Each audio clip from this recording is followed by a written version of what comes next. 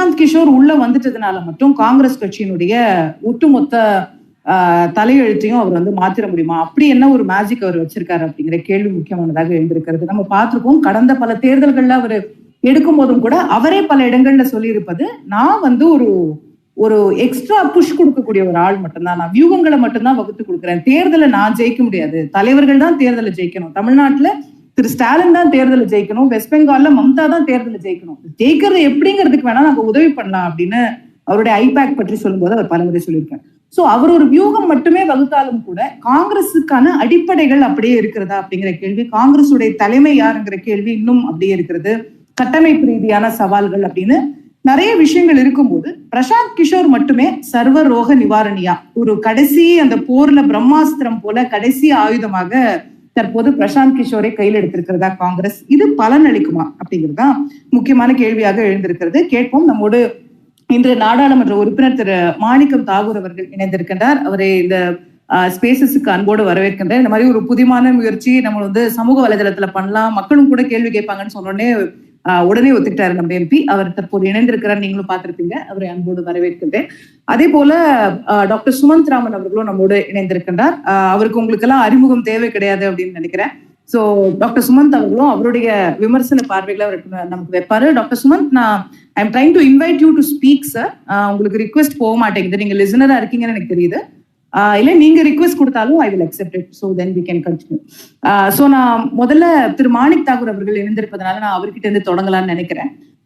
திரு மாணிக் தாகூர், ஒரு நபரால் ஒரு 120 ஆண்டு கால ஒரு பெரிய கட்சி, தேசிய கட்சியினுடைய எதிர்காலத்தை ஒரு நபரால மாத்த முடியுமா?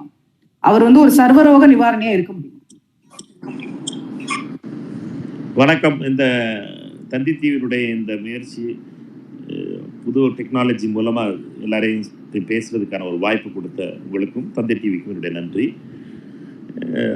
அதாவது ஒரு நபரால ஒண்ணுமே செய்ய முடியாது. அதுவும் குறிப்பாக திரு பிரசாந்த் கிஷோர் போன்றவர்கள் ஒரு கன்சல்டன்ஸ், அவங்களை பொறுத்தவரை ஸ்ட்ராட்டஜி பண்ணி கொடுக்கலாமே ஒழிய ஆர்கனைசேஷன், லீடர்ஷிப், பட் அதோட அப்பொழுது இருக்கின்ற சூழ்நிலை, அரசியல் சூழ்நிலை, இதெல்லாம் சேர்ந்து தான் ஒரு ஒரு களத்தை நிர்ணயிக்கிறது. இந்த களம் என்பது வெறும் ஸ்ட்ராட்டஜிஸ் மட்டுமே நிர்ணயிக்க போகின்ற களமாக இருக்காது. இவரை பொறுத்த மட்டும் திரு பிரசாந்த் கிஷோர் அவர்களை பொறுத்த மட்டும் தனக்கென்று ஒரு பிராண்டை உருவாக்கி இருக்கிறார். பல கட்சிகளோடு, அது பாஜகவில் தொடங்கி பல ரீஜனல் கட்சிகளோடும் காங்கிரஸ் கட்சியோடும் தொடர்ந்து அவர் பயணித்துக் கொண்டிருக்கிறார். கன்சல்டன்டாக, அவர் சொல்றபடி எய்டாக அப்படிம்பார், அரசியல் பொலிட்டிக்கல் எய்ட் அப்படிம்பாரு.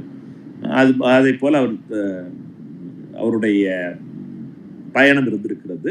அவர் இப்பொழுது காங்கிரஸ் பேர் இயக்கத்திற்கு, காங்கிரஸ் கட்சியிலே இதெல்லாம் செய்ய வேண்டும், அந்த கட்சி இந்த இயக்கத்திலே இதெல்லாம் மாற்றம் கொண்டு வர வேண்டும் என்று சில மாற்றங்களையும் ஒரு ஸ்ட்ராட்டஜி பேப்பராக கொடுத்திருக்கிறார். இதே போல பலரும் கொடுப்பது வழக்கம் காங்கிரஸ் கட்சியை பொறுத்த மட்டும். இதற்கு தலைமை ஒரு குழுவை அமைத்திருக்கிறது. அந்த குழு அதை பற்றி ஆராய்ந்து இது நம்முடைய கட்சியிலே செய்ய முடியுமா, ஏற்றுக்கொள்வார்களா, நடக்கக்கூடியதா என்பதை பற்றி ஆராய்ந்து முடிவெடுக்க வேண்டும். அந்த குழு மாண்புமிகு முன்னாள் நிதியமைச்சர் திரு ப. சிதம்பரம் அவர்களுடைய தலைமையிலே அந்த குழு நியமிக்கப்பட்டிருக்கிறது. அதனால் திரு பிரசாந்த் கிஷோர் மட்டுமே வழி நிவாரணி என்பதை காங்கிரஸ் கட்சி ஏற்றுக்கொள்ளவில்லை. காங்கிரஸ் கட்சியை பொறுத்த மட்டும் 12 கோடி வாக்காளர்களை 2019 தேர்தலில் பெற்றோம். 53 இடங்களை பெற்றிருக்கலாம், இடங்கள் குறைந்திருக்கலாம். ஆனால் 206 இடங்களிலே காங்கிரஸ் கட்சி 2வது இடத்தில் நின்றிருக்கிறது. காங்கிரஸ் கட்சி என்பது பலமான கட்சியாகவும் பல இடங்களிலே எதிர்கட்சியாகவும் இன்றும் எதிர்கட்சி தலைவர்களாக ஏறக்குறைய 14 மாநிலங்களிலே காங்கிரஸ் கட்சி தான் எதிர்கட்சியாக இருக்கிறது. 2 மாநிலங்களில் ஆளுங்கட்சியாக இருக்கிறோம். 3 மாநிலங்களே ஆட்சியிலே கூட்டணி கட்சியோடு இருக்கிறோம். ஏறக்குறைய இன்னும் 2-3 மாநிலங்களில் 3வது கட்சிகளாக இருக்கிறோம். இதுதான் காங்கிரஸ் கட்சியினுடைய நிலை. காங்கிரஸ் கட்சியை பொறுத்த மட்டிலே மக்களோடு சேர்ந்து புது வகையில் 2014க்கு பின்னாலே இளம் வாக்காளர்கள், அதாவது 2009க்கு பின்னாலே இளம் வாக்காளர்களுடைய எண்ணிக்கை அதிகரித்திருக்கிறது. என்னுடைய பாராளுமன்ற தொகுதியில் எடுத்தோம் என்றால் அதே தான். 10 லட்சம் வாக்காளர்கள் 2009 இருந்தார்கள், இப்பொழுது 18 லட்சம் வாக்காளர்களாக இருக்கிறார்கள். ஏறக்குறைய 40% புது வாக்காளர்கள் 18 வயசுலேருந்து 30 வயதுக்குள்ள உள்ளவர்கள் இருக்கிறார்கள். அவர்களுடைய மீடியம் ஆஃப் கம்யூனிகேஷன் என்பது வித்தியாசமாக இருக்கிறது, அவர்களுடைய பார்வை என்பது வித்தியாசமாக இருக்கிறது. மற்ற ஸ்பேஸ் மாதிரி நீங்க கொண்டு வர புது மீடியம்ல வந்து என்கேஜ்மெண்ட் தேவைப்படுது. இதை போல விஷயங்களை காங்கிரஸ் கட்சி யோசிக்க வேண்டிய நிலையில் இருக்கிறது. அதாவது வெறும் தினத்தந்தி பேப்பரை மட்டும் வச்சு நாங்கள் அரசியல் பண்ணிடலாம் அப்படிங்கிற நிலை மாறி தினத்தந்தி ஸ்பேஸுக்கு நாங்கள் வர வேண்டிய நிலைக்கு வர்றதுக்கு காரணம் இந்த புதிய வாக்காளர்களிடம் கொண்டு செல்வதற்காகத்தான். இல்ல, கண்டிப்பா இளைஞர்களுடைய ஓட்டுங்கிறது ஒரு முக்கியத்துவம் வாய்ந்ததாக இருக்கிறது. பட் அது மட்டுமேவா அப்படிங்கிறது, அது வந்து நீங்க சொல்றது வந்து எலெக்ஷனுக்கு போகணுங்கும் போது எடுக்கக்கூடிய ஸ்ட்ராட்டஜி. அதை தாண்டி அதுக்கு முன்னாடியே வந்து நிறைய ஸ்டேஜஸ்ல இன்னும் காங்கிரஸ் வந்து நம்ம என்னென்னு பார்க்க வேண்டியது இருக்கு இல்லையா அப்படின்னு கேக்குறாங்க. இப்போ முதல்ல பிரசாந்த் கிஷோர் வராரு அப்படின்னா அவருடைய ரோல் என்ன? அவர் கட்சியில இணைய போறாரா? அவர் கட்சியில பொறுப்பு வழங்க போறோமா? இல்ல அவர் முன்னாடி இருந்தது மாதிரி வெளியில இருந்து அட்வைஸ் மட்டும் கொடுக்க போறாரா? அதுல இன்னும் ஒரு தெளிவு வரல இல்லையா? இல்ல அது பிரசாந்த் கிஷோர் அவர்கிட்ட தான் கேட்கணும். நேற்று பிரசாந்த் கிஷோர் வந்து முந்தா நாள் வந்து பேப்பர்லாம் கொடுத்துட்டு போயிட்டாரு 3 நாளைக்கு முன்னாடி. நேற்று அவர் போய் கேசிஆர் சந்திரசேகர் ராவோட சேர்ந்து பார்த்திருக்காரு. இன்னைக்கு அவர் பார்த்துக்கிட்டு இருக்காரு. அவர் அங்க அவங்களோட ஐபேக் அவங்களோட சைன் பண்ணுது. அதாவது தெலுங்கானா இல்ல, அவர் ஐபேக்ல இருந்து வெளியே வந்துட்டேங்கிறத வந்து பலமுறை தெளிவுபடுத்திருக்காரு. He is not part of IPAC எனிமோர்ன்றதுதான் அவருடைய பாயிண்ட் ஆஃப் வியூ. இல்ல அது வந்து அந்த பாயிண்ட் ஆஃப் வியூ வந்து சரியா இருக்காதுன்னு நாங்க நினைக்கிறோம். என்னன்னா நீங்க வந்து ஐபேக்கா இருந்தாலும் சரி, திரு பிரசாந்த் கிஷோராக இருந்தாலும் சரி, ஒன்றாக தான் பார்க்கணும். என்னைய பொறுத்த வரைக்கும் நான் அப்படித்தான் பாக்குறேன். என்னன்னா நீங்க வந்து அவர் வந்து ஒரு தனி பிராண்டா இருந்தாலும் தான் ஒரு இன்ஸ்டிடியூஷன் டெவலப் பண்ணியிருக்காரு. அந்த இன்ஸ்டிடியூஷன்ல இருந்து அவர் வெளியில அவரை அது தனி இன்ஸ்டிடியூஷனா என்ன இயங்கல. அவர் தான் அதுக்கு ஒரு பிராண்டா இருக்காரு. அது ஒரு தனி கம்பெனி அல்ல. அது அவர் விளக்கப்படல. ஆனால் என்னன்னா இதுல ரொம்ப முக்கியமானது என்னவென்றால் இந்த கிளாரிட்டி அவருக்கும் வேண்டியது இருக்கிறது. காங்கிரஸ் கட்சியை பொறுத்த மட்டும் காங்கிரஸ் கட்சியிடம் பல வகையான இப்படிப்பட்ட புது விதமான அரசியலை இந்த ஸ்ட்ராட்டஜி செய்து கொடுப்பதற்கும் ஸ்ட்ராட்டஜைஸ் பண்ணுவதற்கும் கன்சல்டன்டாக இருப்பதற்கும் காங்கிரஸ் கட்சியில இப்பொழுது எடுத்துக்காட்டுக்கு தெலுங்கானாவிற்கும் கர்நாடகாவிற்கும் காங்கிரஸ் கட்சி திரு சுனில் அவர்களை நியமித்திருக்கிறோம். காங்கிரஸ் கட்சியிலே அவர் திரு ராகுல் காந்தி அவர்கள் அனைத்து தலைவர்களையும் அழைத்து தெலுங்கானா தலைவர்களையும் தெலுங்கானா பொறுப்பாளர் என்பதனால் அதை சொல்வதற்கு எனக்கு முழு உரிமை இருக்கிறது. தெலுங்கானா தலைவர்கள் அனைத்தையும் அழைத்து 40 தலைவர்களை அழைத்து அவர்களோடு பேசி 3 மணி நேரம் பேசி திரு சுனில் அவர்களுக்கு அறிமுகம் செய்து வைத்து இன்று முதல் சுனில் நம்மோடு பயணிப்பார். சுனில் அகில இந்திய காங்கிரஸ் கமிட்டியினுடைய சார்பாக இந்த பணிகளில் ஈடுபடுவார் என்பதையும் தெளிவுபடுத்தினார். அதே போலவே கர்நாடகாவிலும் கர்நாடக தலைவர்களை அழைத்து திரு டி கே சிவகுமார், சித்தராமையா அவர்கள் மற்றும் மல்லிகார்ஜுன் கர்கே போன்ற தலைவர்களை அழைத்து, வீரப்பமொழி தலைவர்களை போன்று அழைத்து சுனில் அவர்கள் கர்நாடக தேர்தலுக்கு நமக்கு பயணிப்பார் என்று ராகுல் காந்தி அவர்கள் அழைத்து சொன்னதற்கு பின்னாலே அவரோடும் காங்கிரஸ் கட்சி அவர்கள் சுனில் மற்றும் அவர்களுடைய நண்பர்கள் தங்களுடைய பணிகளை ஆட்சி கொண்டிருக்கிறார்கள். நம்ம நேயர்களுடைய அறிமுகத்துக்காக சில தெரியாதவர்களுக்காக ஒரு சின்ன விளக்கம் மட்டும். சுனில் அப்படிங்கிறவர் வந்து பிரசாந்த் கிஷோர் மாதிரியே ஒரு தேர்தல் வியூகம் வகுக்கக்கூடியவர்.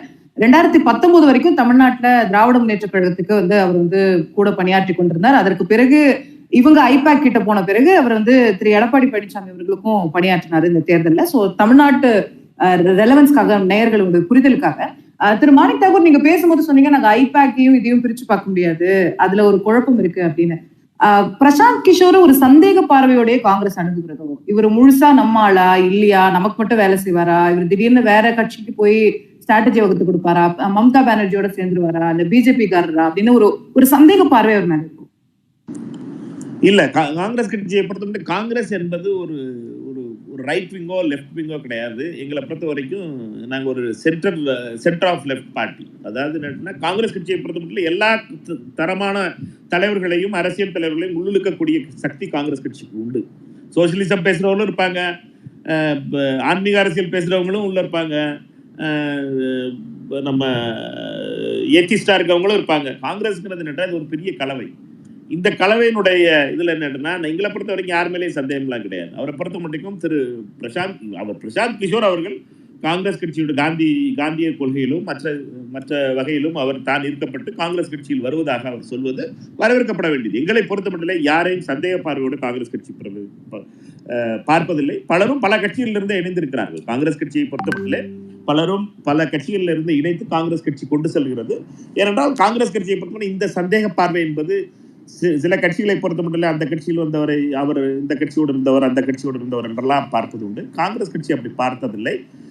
எங்களை பொறுத்த மட்டும் அவருடைய பிரசாந்த் கிஷோர் மேல சந்தேகம் இல்ல. அவர் நம்ம கிட்ட வேலை செஞ்சுட்டு திடீர்னு மம்தாக்கு வேலை செஞ்சிருவாரோ, இல்ல இவர் மோடியோடைய ஆளோ, ட்ரோஜன் ஹார்ஸா அனுப்பியிருக்காங்களோ அப்படின்லாம் நிறைய சோசியல் மீடியா யுகங்கள்லாம் நம்ம பார்க்க முடியல. அந்த மாதிரி சந்தேகம்லாம் காங்கிரஸ் தலைமைக்கு கிடையாது. காங்கிரஸ் தலைமைக்கு அது கிடையாது.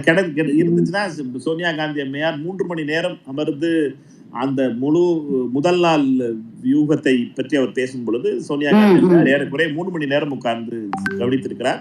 அதற்கு பின்னாலே நடந்த 4 நாள் கூட்டங்களிலே சோனியா காந்தி அம்மையாருடைய இல்லத்திலே, அவருடைய அலுவலகத்திலே, திருமதி பிரியங்கா காந்தி அவருடைய அலுவலகத்தான் அனைத்து கூட்டங்கள் நடந்தது. ஆனால் சோனியா காந்தி அம்மையார் அந்த கூட்டங்களில் இல்லை.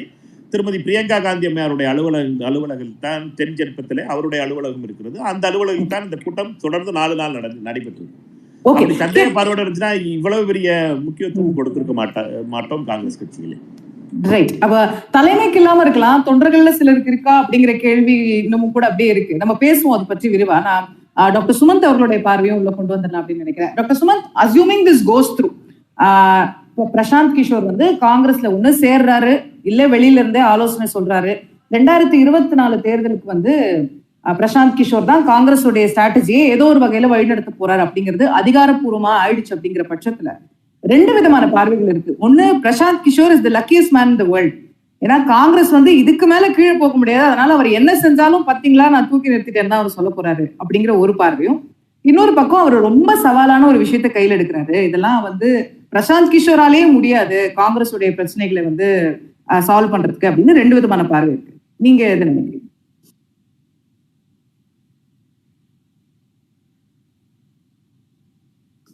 டாக்டர் சுமந்த் இருக்கீங்களா? மேபி யூர் ஆன் மியூட்ல பேசுறீங்களா?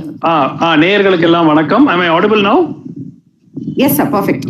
Okay. So என்னை பொறுத்த வரைக்கும் இந்த பொலிட்டிக்கல் ஸ்ட்ராட்டஜிஸ்ட் அப்படிங்கிறது கொஞ்சம் ஓவர் ரேட்டட் அப்படிங்கறதா என்னுடைய கருத்து. அதாவது ஒரு பொலிட்டிக்கல் ஸ்ட்ராட்டஜிஸ்டை நீங்க ஹையர் பண்ணிட்டீங்கன்னா நீங்க உங்க எலெக்ஷன்ல ஒரு பெரிய அட்வான்டேஜ் உங்களுக்கு கிடைக்கும் அப்படிங்கறத நான் முழுமையா நிராகரிக்கக்கூடிய ஒரு கருத்து.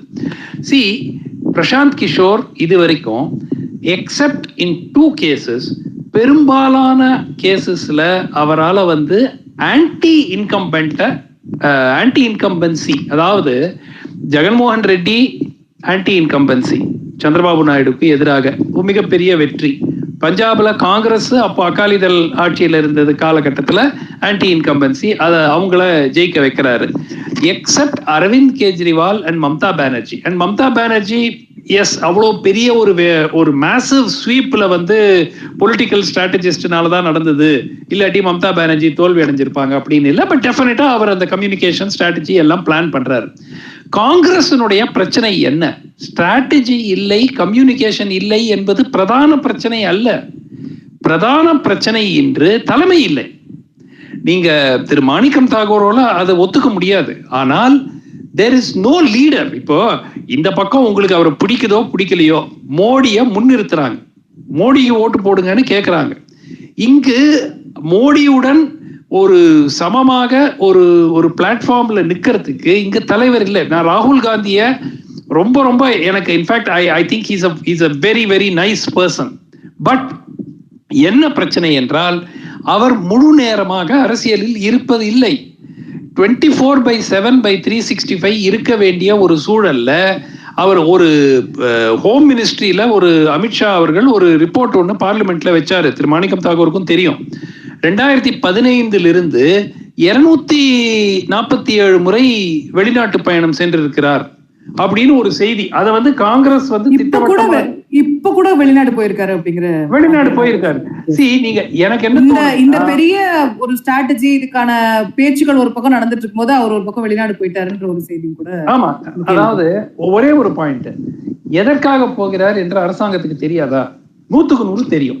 ஏன்னா இன்டெலிஜென்ஸ் இருக்காங்க எல்லாருக்கும். ஆனால் அதை வந்து அவர்கள் பெரிதுபடுத்தாமல் இருக்கக்கூடிய காரணம் ராகுல் காந்தியே தொடரட்டும், ராகுல் காந்தி காங்கிரஸ் தலைமையில் தொடரும் வரை பாஜகவுக்கு ஒரு அட்வான்டேஜ் இருக்கிறது. 2024 காங்கிரஸ் ரிவைவ் ஆகவில்லை என்றால் எதிர்கட்சிகளுக்கு ஆட்சியில் அமைப்பதற்கு வாய்ப்பே கிடையாது.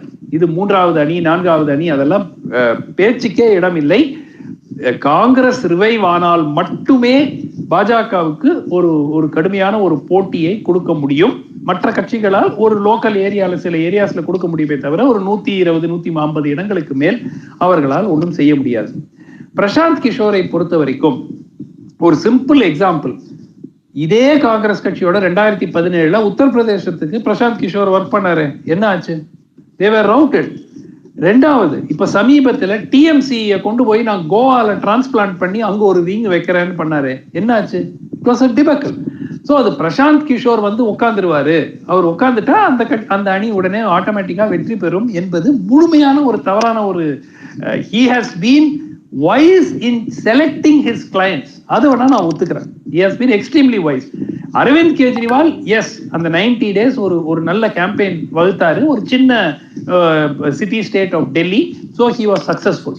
But other than that Prashant கிஷோரால தான் வெற்றி பெற்றார்கள் என்று நான் வந்து ஆன்டி இன்கம்பன்சி எங்கெல்லாம் இப்போ திமுக வெற்றி பெற்றது பிரசாந்த் கிஷோரால் மட்டும் தான் என்று நான் நினைக்கவில்லை. ஆன்டி இன்கம்பன்சி 10 ஆண்டு காலம் அதிமுக அரசுக்கு எதிராக இருந்தது.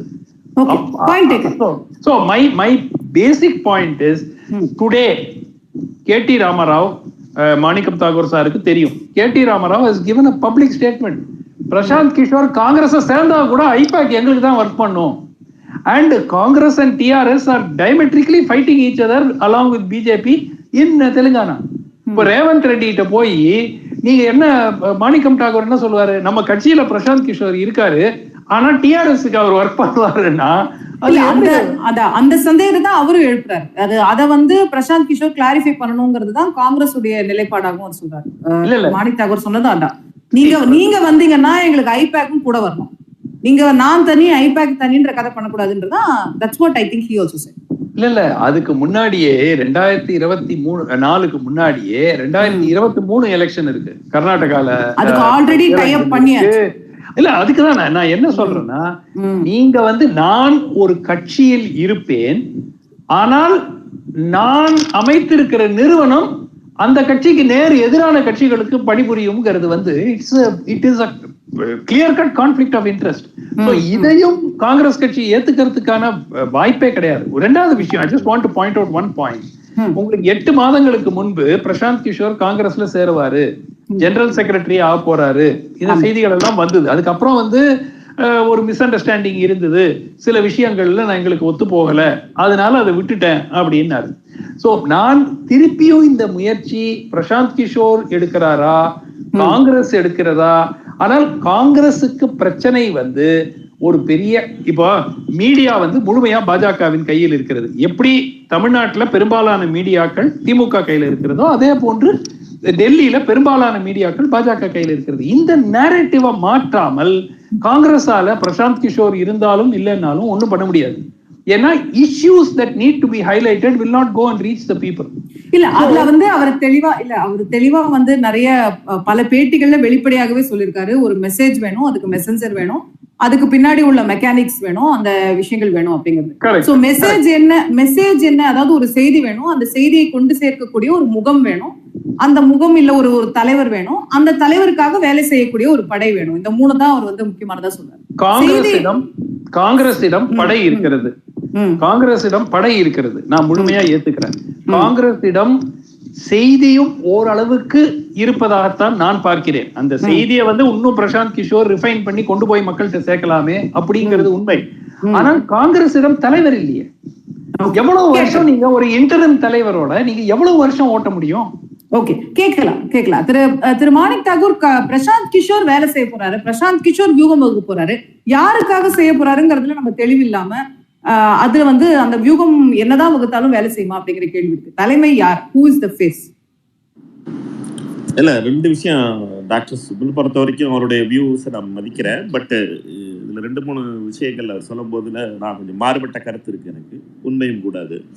என்னட்டுன்னா, திரு ராகுல் காந்தி அவர்களை பொறுத்த மட்டும் தமிழ்நாட்டிலும் பஞ்சாபிலும் தான் முதலமைச்சர்கள், அந்தந்த மாநிலத்தினுடைய தலைவர்கள் அவர் பிரதமர் என்று அறிவித்து வாக்கு கேட்டார்கள்.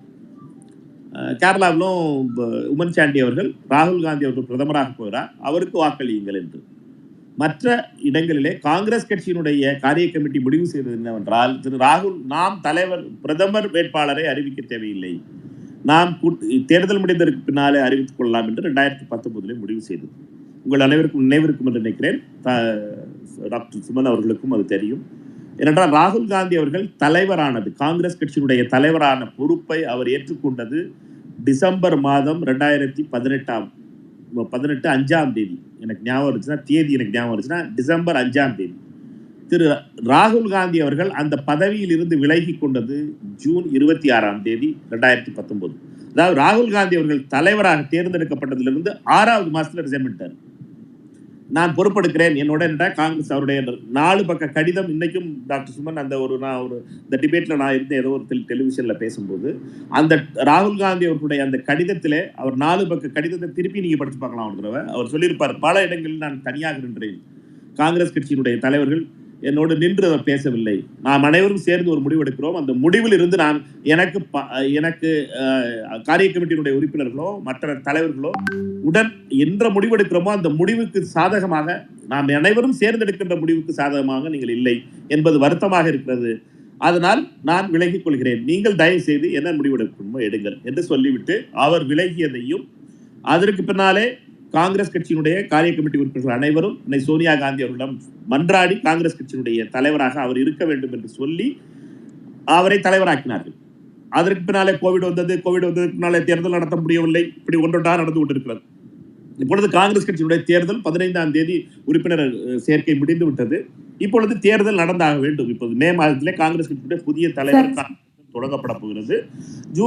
என்னை பொறுத்த மட்டும் ஆகஸ்ட் ஒரு புது தலைவர் தேர்ந்தெடுக்கப்பட்டு அவர் தான் முகமா ப்ரொஜெக்ட் பண்ணப்படுவார். சரியா? இதுல என்ன நீங்க தலைவர் இல்லை, ராகுல் காந்தி அவர்களை பொறுத்த மட்டும் எதிர்கட்சிகளுடைய முகமாக இருப்பது. பாராளுமன்றத்திலே ராகுல் காந்தி எழுந்து பேசினால் 15 மந்திரிகள் எழுந்து ஜம்ப் பண்ணிக்கிட்டு இருக்காங்க, யோகா பண்ணிக்கிட்டு இருக்காங்க. நீங்க பார்லிமெண்ட்ல இருந்து பாத்தீங்கன்னா தெரியும், பேசவே விட மாட்டாங்க. நாங்க 54 பேர் தான் இருப்போம், ஆனா ராகுல் காந்தி பேசினா மட்டும் அவங்க 200 பேர் வந்து உட்காந்து காய்ச்சி பார்லிமெண்டரி அஃபேர்ஸ் மந்திரில இருந்து எல்லாரும் கத்துவாங்க. ஏன் 3 மந்திரி மட்டும் தான் பேச மாட்டாங்க. யாருன்னா ஒரு நிதின் கட்கரி, ராஜ்நாத் சிங், அமித்ஷா 3 பேர் மட்டும் தான் பேச மாட்டாங்க. மிச்சம் எல்லாரும் என்ன மாதிரி ஒன்று படிக்கிட்டு இருப்பாங்க.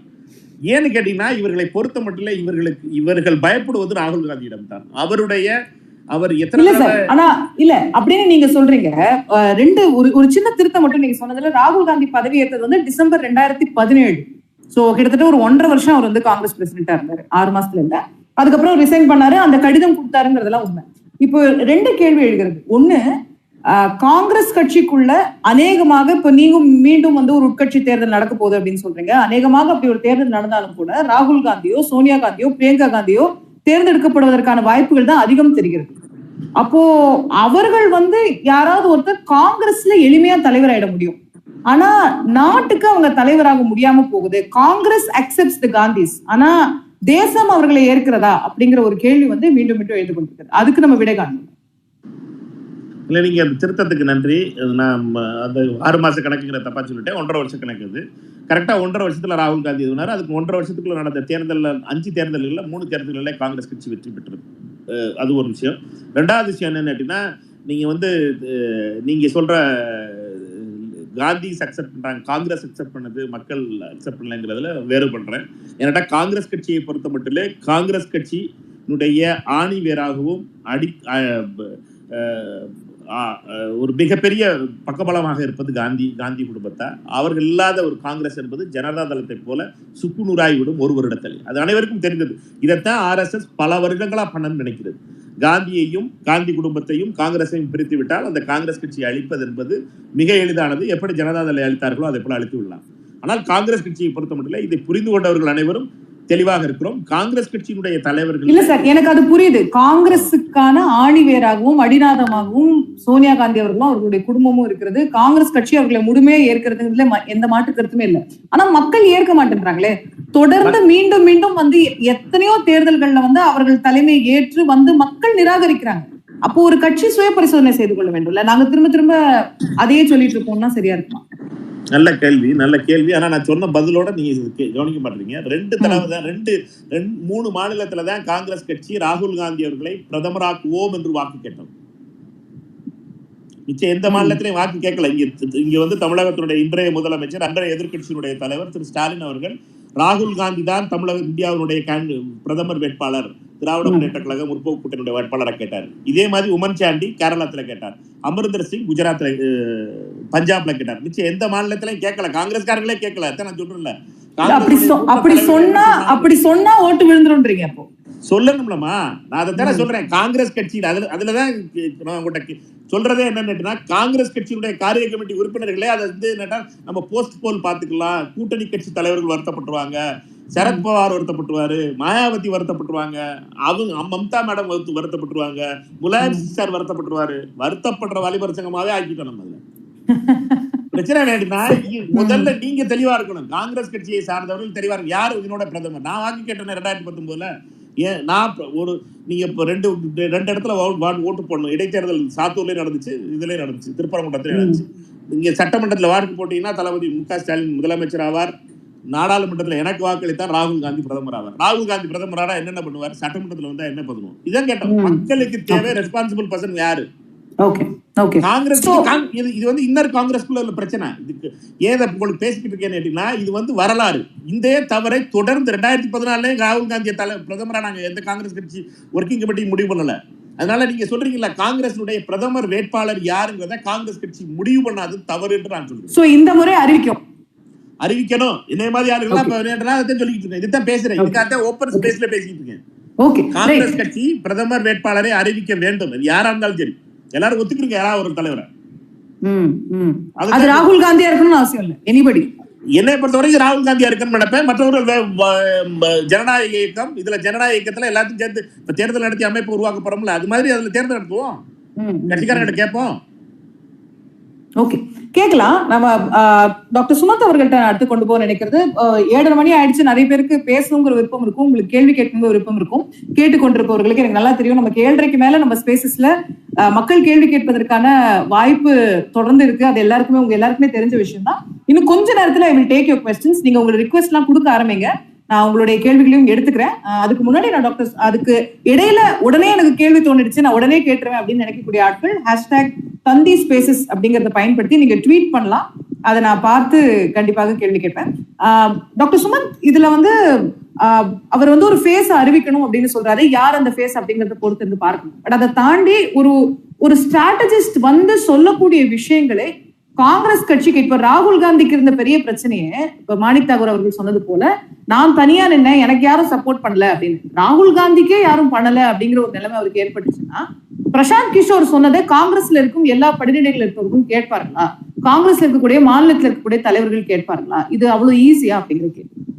இல்ல, நிச்சயமா வந்து அது ஈஸியாக இருப்பதற்கான வாய்ப்பு எனக்கு தெரியல. ஏன்னா ஃபர்ஸ்ட் ஆஃப் ஆல் ஒரு கம்யூனிகேஷன் ஸ்ட்ராட்டஜி ராகுல் காந்தியை வந்து பிரதமர் வேட்பாளராக அறிவிக்க வேண்டும் என்று திரு மாணிக்கம் தாகூர் சொல்றாரு.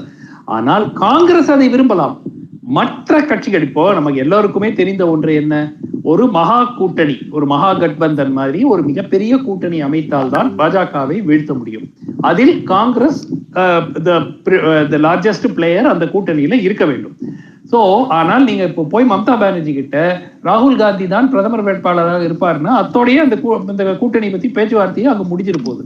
So இது வந்து it's a very difficult thing for opposition parties to project Rahul Gandhi, especially because நம்ம வந்து அதை ஒத்துக்கிறோமோ இல்லையோ. இல்ல, இதுல ரெண்டு விஷயம் இருக்குல்ல சார். நம்ம இப்ப கடந்த வாரத்துல பேசிட்டு இருந்ததுதான் இது எல்லாமே. அதாவது பிரதமர் வேட்பாளர் யார், காங்கிரஸ் பிரசிடென்ட் யார் அப்படிங்கிறது ஒரு கேள்வி, யூபிஏ சேர்பர்சன் யார் அப்படிங்கிறது இன்னொரு நபரா இருக்க முடியும். இப்ப சோனியா காந்தி வந்து யூபிஏ சேர்பர்சனா இருந்து வழிநடத்த முடியும் அப்படிங்கிற இந்த அனாலிசிஸ். இப்போ பிரசாந்த் கிஷோர் சஜஸ்ட் பண்ணதுல அண்ட் திரு மாணிக்கம் தாகூருக்கும் தெரியும், அது ஒரு ஆப்ஷன் என்னவென்றால், திருமதி சோனியா காந்தி வந்து யூபிஏ சேர்பர்சனாக இருந்தும் ஒரு நான் காந்திய காங்கிரஸ் கட்சி தலைவராக கொண்டு வருவதும் ஒரு ஆப்ஷன். இது வந்து இதுதான் ஜேபி நட்டா ஃபார்முலா. அந்த மாதிரி எப்படி பிஜேபியில வந்து மோடி, அமித்ஷான்ற ரெண்டு பவர்ஃபுல் பீப்புள் இருந்தாலும் பிரசிடென்ட், பார்ட்டி பிரசிடென்ட்ங்கறத அவங்க நட்டான்ற ஒருத்தர் கொடுத்திருக்காங்க. அப்படி அந்த மாதிரி ஒரு அந்த மாதிரி ஒரு that is one of the options he has suggested. அவர் இன்னொரு என்ன சொல்லியிருக்காரு, 358 இடங்களை வந்து அவர் ஐடென்டிஃபை பண்ணி இங்கதான் காங்கிரஸ் போக்கஸ் பண்ணணும் அப்படின்னு சொல்லியிருக்காரு.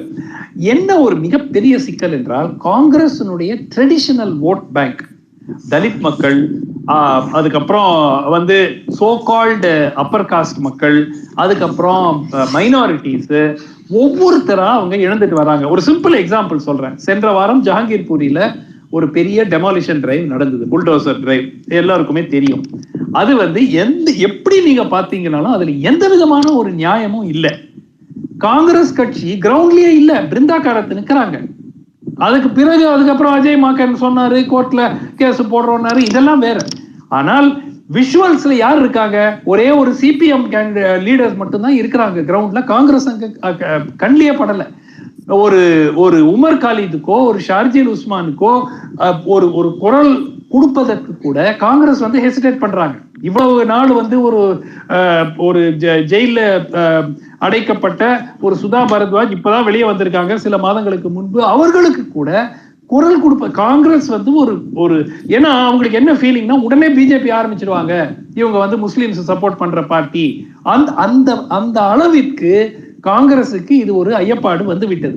சோ என்ன ஆயிடுச்சுன்னா, உங்களுக்கு கோர் இந்துத்துவாவை நம்புறவன் எப்படிமோ பிஜேபிக்கு ஓட்டு போட்டுறான். அந்த காங்கிரஸினுடைய அந்த கோர் பேஸாக இருந்த சிறுபான்மையினரோ இல்ல தலித் மக்களின் உடைய அந்த குரூப்போ அவர்கள் வந்து இருக்கிற ஓட்டையும் இழந்து விட்டு you are falling between two stools. So Prashant கிஷோருக்கு நிறைய பணிகள் இருக்கு, இந்த ஸ்ட்ராட்டஜி ஒர்க் அவர் எடுத்துக்கிட்டாருன்னா. பட் காங்கிரஸுக்கு மிகப்பெரிய பிரச்சனை அதை வந்து you cannot expect a sitting member of parliament of the party to accept it. So I understand Mr. Manikam Thakur's issues with that, but you have to understand part time ஆக ஏங்க நீங்க பிஜேபியை எவ்வளவோ நம்ம குறை சொல்லலாங்க, ஆனா 24/7/365 கடுமையாக அவங்க ஃபீல்டுல இருக்கிறாங்க. ஃபீல்ட்ல என்ன பண்றாங்க, அது அவங்க செய்யறது சரியா தவறாங்கிறதெல்லாம் ஒரு தனி விவாதம். ஆனால் உழைப்புக்கு பொறுத்த வரைக்கும் யூ cannot fault them. அந்த உழைப்பு இன்று தேவைப்படுகிறது. ஒரு கட்சியை மீண்டும் புத்துணர்வு கொடுத்து பழைய லெவலுக்கு கொண்டு போகணும்னா, அண்ட் என்னை பொறுத்த வரைக்கும் ஐ sincerely want the Congress to revive. The country needs a strong Congress. ஆனால் திரு ராகுல் காந்தியோட தலைமையில நான் ராகுல் காந்தி வந்து நாளை முதல் 24/7/365 வந்து பணிபுரிந்தால் நிச்சயமாக காங்கிரஸ் ரிவைவ் ஆகும். ஆனால் ராகுல் காந்தி இல்ல, யாராக இருந்தாலும் இந்த மாதிரி நீங்க ஒரு மாதத்தில் ஒரு வாரம் பாலிடிக்ஸ் செய்யறதுக்கு, sorry, India needs a better leader. I'm sorry. Okay, India probably deserves a better leader. Definitely. Okay, அப்படின்றது உங்களுடைய விமர்சன பார்வை நம்ம கேட்போம். நம்மளுடைய மக்களுடைய கேள்விகளையும் நம்ம எடுக்க வேண்டிய நேரம் வந்திருக்கு. கிரி ஸ்பீக்ஸ், நீங்க இணைப்புல இருக்கீங்க. யாருக்கு உங்க கேள்வி சுருக்கமா கேள்வி? என்னோட கேள்வி வந்து சுமன் சாருக்கு தான். ஆக்சுவலா வந்து பாத்தீங்கன்னா காங்கிரஸ் வந்து இப்போ யூனியன் சென்ட்ரல் கவர்மெண்ட் ஃபார்ம் பண்றோம் 2024 வரணும்ன்றது வந்து அவர் சில ஸ்ட்ராட்டஜி எல்லாம் சொன்னார், இந்த மாதிரி அவங்க வந்து எல்லாம் ஒர்க் பண்ணணும் அப்படின்னு சொல்லிட்டு. என்னோட பாயிண்ட் கொஸ்டின் என்னன்னா, 2004 அவங்க எவ்வளவு ஸ்டேட்ஸ் ரூல் பண்ணாங்க, 2021 எவ்வளவு ஸ்டேட்ஸ் ரூல் பண்றாங்க. கரெக்டா பாத்தீங்கன்னா அவங்க வந்து சென்ட்ரல்ல திடீர்னு வந்து எந்த ஒரு மேஜிக் பேண்டும் கொண்டு வர முடியாதுங்கிறது என்னோட point. Every state election they are losing continuously unless or until ஒரு ஸ்டேட்லயும் அவங்க வந்து ரொம்ப ஹார்ட் ஒர்க் பண்ணி அந்த ஸ்டேட் ரிவீல் பண்ணாதான் இப்ப யூனியன்ல அவங்க வந்து பெருசா வர முடியும். அதாவது யூனியன்ங்கிறது கலெக்ஷன் ஆஃப் ஸ்டேட்ஸ், சரிங்களா? சோ கலெக்ஷன் ஆஃப் ஸ்டேட்ஸ்ல எல்லாமே உங்க பாயிண்ட் புரியுது, உங்க கருத்து புரியுது, கேள்வி ஓகே இல்ல I think he is absolutely right. என்னன்னா பழைய காங்கிரஸ்ல பாத்தீங்கன்னா எப்பவுமே ஒரு 3 ஸ்டேட் 4 ஸ்டேட் 5 ஸ்டேட்ல பவர்ஃபுல் ரீஜனல் லீடர்ஸ் இருப்பாங்க. அவங்க ரொம்ப பவர்ஃபுல் ஆனா அவங்களுக்கு தலைமைக்கு அவங்கள பிடிக்காது, அதுக்கப்புறம் அவங்கள அண்டர் கட் பண்ணுவாங்க. அது காங்கிரஸ் தொடர்ந்து நடந்து கொண்டிருந்த ஒன்று. ஆனால் இன்றைய சூழல்ல பவர்ஃபுல் ஸ்டேட் லீடர்ஸ், இப்ப நீங்க காங்கிரஸ் கட்சியை எடுத்துக்கிட்டு தங்களுடைய சொந்த சீட்டை ஜெயிக்கக்கூடிய leaders without any support from any other party எடுத்தீங்கன்னா ஒரு கையில இருக்கிற விரல்ல எண்ணலாம்.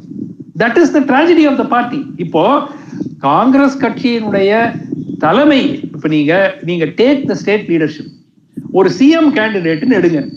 ஒரு 5-6 ஸ்டேட்ல சிஎம் கேண்டிடேட் அவர் சொந்த சீட்டை அவர் ஈஸியா ஜெயிச்சிருவாரு அப்படின்னு சொல்றதுக்கே நமக்கு ஆள் இல்லை. ஒரு 3 ஸ்டேட் 4 ஸ்டேட்டுக்கு மேல அதுவே வந்து பிரச்சனையா இருக்கும். So there is a problem at the state level and அதை நீங்க அட்ரஸ் பண்ணாம see actually state levelல performing better is easier. ஏன்னா அங்க மோடி கிடையாது. நீங்க லோக்கல் யார் பிஜேபி சீஃப் மினிஸ்டீரியல் கேண்டிடேட்டா இருக்காங்களோ அவங்களுக்கு அகேன்ஸ்டா போறீங்க. மெனி டைம்ஸ் சீஃப் மினிஸ்டரியல் கேண்டிடேட்டே இல்ல. சோ நீங்க மோடி இங்க வரமாட்டாருன்னு சொல்லியாவது நீங்க கேம்பெயின் பண்ணலாம். அங்கேயே வந்து if you are not able to, Uttarakhand எடுத்துக்கங்க, ஓகே. இட் வாஸ் மாநில தலைமைகளை வந்து வலிமைப்படுத்த வேண்டிய அவசியம் நிச்சயமா இருக்கு. அது செய்யாம இல்ல திரு மாணிக்கம் தாகூர் வந்து சொல்லுங்க ஒரு 10 தலைவர்கள் who can independently without, இப்ப தமிழ்நாடு எடுத்துக்க வேணாம், மற்ற ஸ்டேட்ல கூட சொல்லுங்க, without any support can easily win their seat. நான் நிச்சயமா வந்து ஒரு 7-8 தலைவருக்கு மேல எனக்கு இன்னைக்கு தெரியாது. ஓகே. திரு Thakur, do you want to respond? இல்லை, அது டாக்டர் சுமன் சொல்கிற பார்வைங்கிறது வந்து என்னட்டா அது டிஃப்ரெண்டான பார்வை. என்னன்னா நீங்கள் நான் ஒரு ஸ்டேட்டாக சொன்னோன்னா நல்லா இருக்காது. சொல்கிறேன் உங்களுக்கு சொல்லிடுறேன். DK சிவகுமார், மல்லிகார்ஜுன் கர்கே, சரியா, கர்நாடகாவில் அப்படி வாங்க. இன்னொரு இங்கே வாங்க, தெலுங்கானா ரேவந்த் ரெட்டி, அவர் பேர் என்ன, உத்தம் ரெட்டி, வெங்கட் ரெட்டி, அப்படி மேலே வாங்க. சத்தீஸ்கருக்கு வாங்க, பூபேஷ் பயல், பாபா சிங், அப்படியே மேலே வாங்க. கமல்நாத், மகாராஷ்டிரா, மத்திய பிரதேஷ். அவரோட எம்எல்ஏ சீட்னு சொன்னீங்கன்னா திக்விஜய் சிங் அவரோட எம்எல்ஏ சீட் ஜெயிக்க முடியும்.